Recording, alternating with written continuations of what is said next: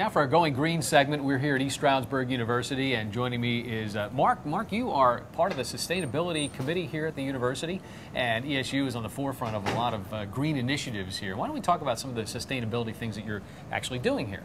Okay. I think I might break down our sustainability initiatives into 4 categories. One is what we call green outreach. Second initiative is recycling. A third initiative is what are we doing with our campus and buildings to reduce our carbon footprint. And fourth initiative is transportation. How are we making the campus more bike friendly? Okay. Why don't we talk first about what you're doing to reach out to the community? Okay. Well, last year we had what we called an eco tour. So this was a bus tour where chartered a bus where filled it up with students and people who were interested, and they went and toured some of the other sites around the county, like the Tobyhanna Army Depot, where they have a green roof, the Pocono Raceway, where they have a large solar installation. And the idea was to expose them to what other people are doing to make their institutions more sustainable. Why don't we talk about the recycling efforts? Yes, okay. We have several new efforts, or relatively recent efforts here at ESU to try to reduce the amount of trash. Okay.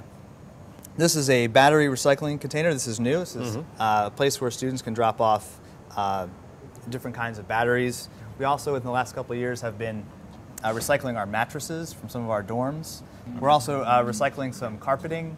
So I guess we're looking at lots of things. Last spring we did a community electronics recycling as part of our Earth Day event. So people from the community could come and bring in their all kinds old of used electronics. They don't need it anymore. All right, very good. And that was a big success. Now let's talk about some of the building initiatives happening here at East Stroudsburg University. Joining me is John Blashinsky, who is the campus architect here at ESU. John, what are some of the projects that have been finished so far? Well, recently we have finished an energy management system or program, which allows us to manage our power on campus. We're able to regulate the temperature in buildings and also manage those temperatures in the buildings. We have a stormwater management program that has been completed, which allows storm water to be collected underneath the parking lots and released to the storm sewer in a more controlled manner. Wow. So we have that has recently occurred. We also have a path that leads from Fine Arts to University Ridge that's constructed of a pervious structure, so it allows water to penetrate the walkway rather than running off the surface. We're trying to keep the water from going into the storm water system and keep it on our property. We also have changed some of our electrical components on campus. We have added light monitors where lights are censored with movement. Wow, okay. In the classrooms and in the dorm hallways. So they know whether somebody's coming in or out? Right, and if there hasn't been any activity in a classroom for a certain amount of time, the lights go out. So that's a nice function that we have, and it's saving us some energy as well. Hey, you have a big project going on. I see behind us here. Tell us what that is. It's on the quad here. On the quad is the renovations to Monroe Hall. It's expected to be completed in May of 2012. It's a LEED certified building. It's LEED Silver, and it has 40 geothermal wells that will use the Earth's temperature as a closed loop system, keeping the water running through the loops at a constant temperature of 55 degrees. And that will be the primary heating and cooling source for that building, although supplemental heating and cooling units will be available if needed.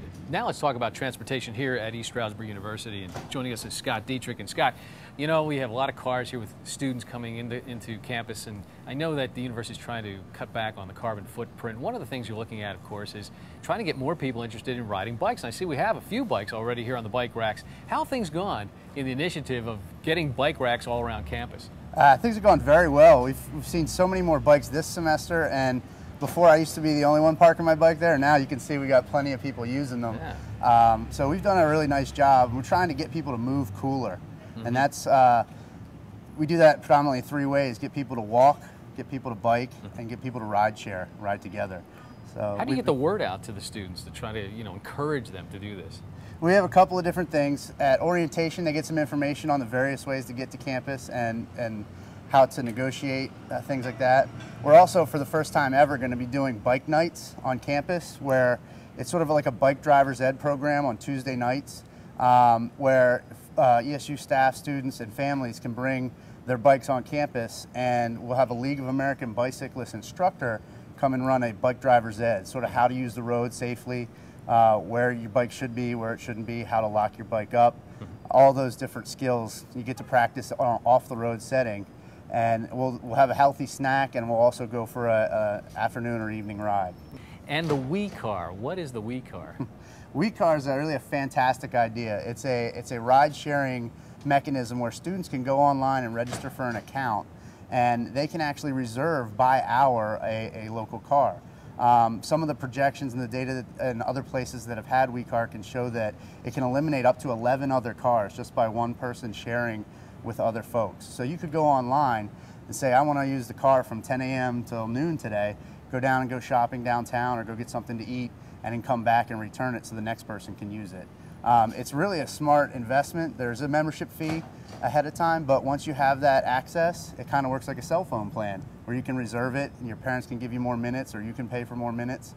And then all the maintenance, car maintenance issues, gas is included, so they don't have to worry about those unnecessary expenses outside of it. Think how great it'd be if 4 friends want to go see a movie. Before they were up here on campus without a car, and now they can have access to WeCar, where the 4 of them could split the cost of what it takes to get to drive out there and to drive back. I think we'd like to try to lead by example as far as helping our students get towards a more, what we call climate neutral position. Okay, and if people watching want more information about what ESU is doing along these lines, I know you have a website. Yes, www.esu.edu/sustainability is our website.